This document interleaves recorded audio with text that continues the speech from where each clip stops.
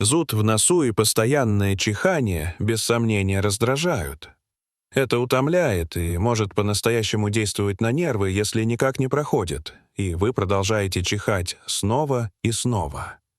Но когда Артем узнал причину своего состояния, это шокировало не только его, но и врачей.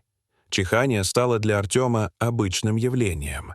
Где бы он ни находился, рядом никто не чихал так, как он. И все это было из-за того, что у него невероятно чесался нос. Артем всегда объяснял это аллергией или, возможно, какой-то сезонной простудой, но, будучи упрямым человеком, он отказывался обращаться к врачу. Он считал, что это глупо, и не стоит тратить чье-то время на такие пустяки. Кроме того, Артем с детства испытывал страх перед врачами и делал все возможное, чтобы переждать любую болезнь, не обращая на нее внимания.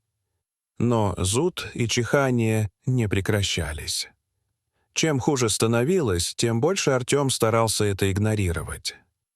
В конце концов, он смирился с мыслью, что ему придется жить с постоянным зудом в носу и бесконечным чиханием. Однако проблема начала серьезно сказываться на его работе. Артем трудился поваром в престижном кафе Санкт-Петербурга, куда приезжали богатые туристы и известные люди. Конечно, одно из главных правил работы с едой заключается в том, чтобы соблюдать высочайший уровень гигиены и не допускать заражения блюд микробами.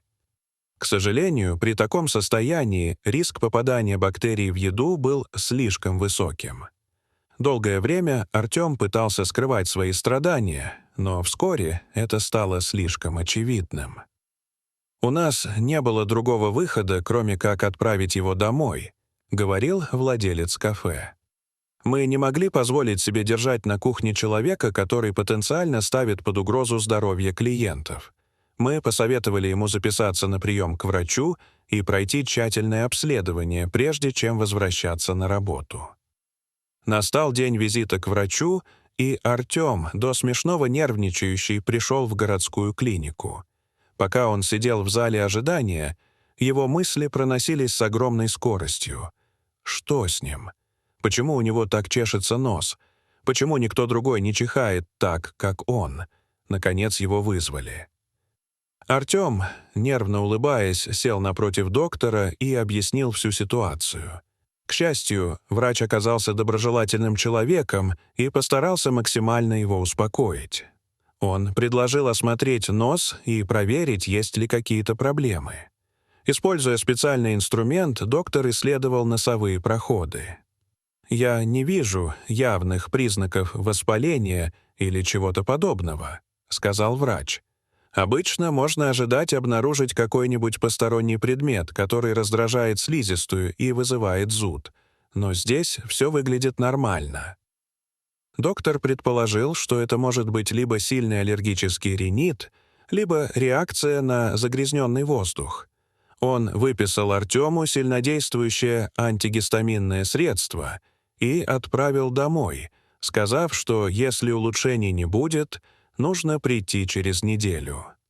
Доктор тогда и не подозревал, что настоящая причина окажется настолько странной и удивительной, и никакие антигистаминные препараты не помогут. Дела Артема не улучшились. Наоборот, все стало хуже. Зуд и чихание не давали ему спать по ночам, и днем он чувствовал себя полностью истощенным. Через неделю он снова оказался в кабинете врача, все так же нервный и встревоженный. После повторного осмотра врач почесал затылок, но не потому, что понял причину, а потому, что все выглядело подозрительно нормально. Он даже пригласил коллегу, чтобы тот тоже заглянул в нос Артема, но результат оказался таким же, никаких очевидных проблем.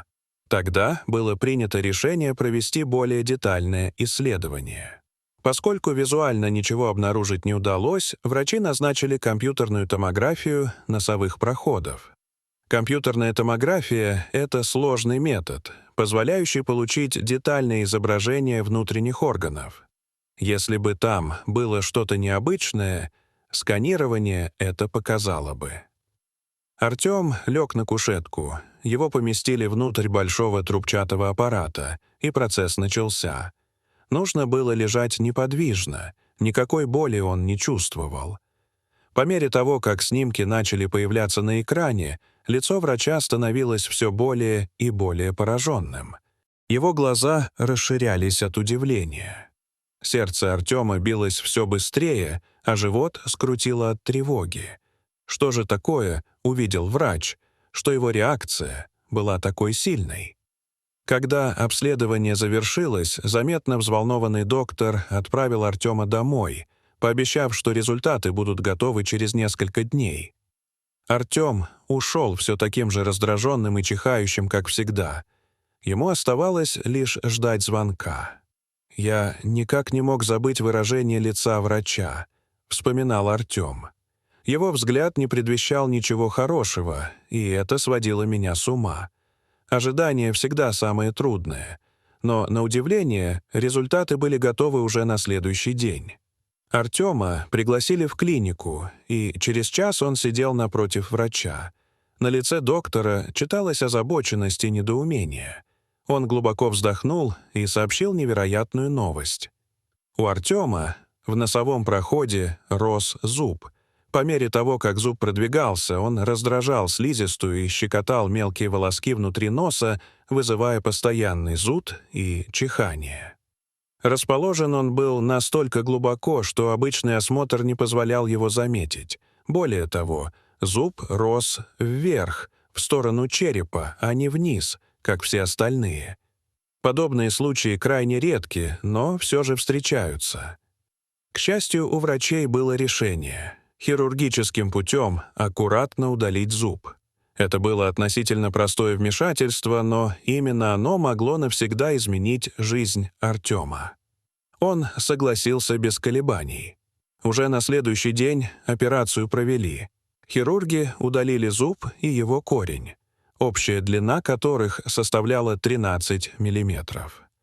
Лунку прижгли, и на этом мучения Артема закончились. «К счастью, сейчас я чувствую себя отлично», — рассказывал он через несколько недель. Врачи сказали, что никогда не видели ничего подобного. Честно говоря, я тоже. Это было похоже на сюжет книги ужасов, но самое главное — зуд и чихание прекратились. Я, наконец, выспался и смог вернуться на работу. И, кроме всего прочего, я даже преодолел свой страх перед врачами. Дорогие зрители, могли бы вы когда-нибудь предположить, что сильный зуд в носу может быть вызван растущим зубом в совершенно неправильном месте? Поделитесь своим мнением в комментариях. А если вам понравилась эта история, ставьте лайк и подписывайтесь на наш канал. До свидания.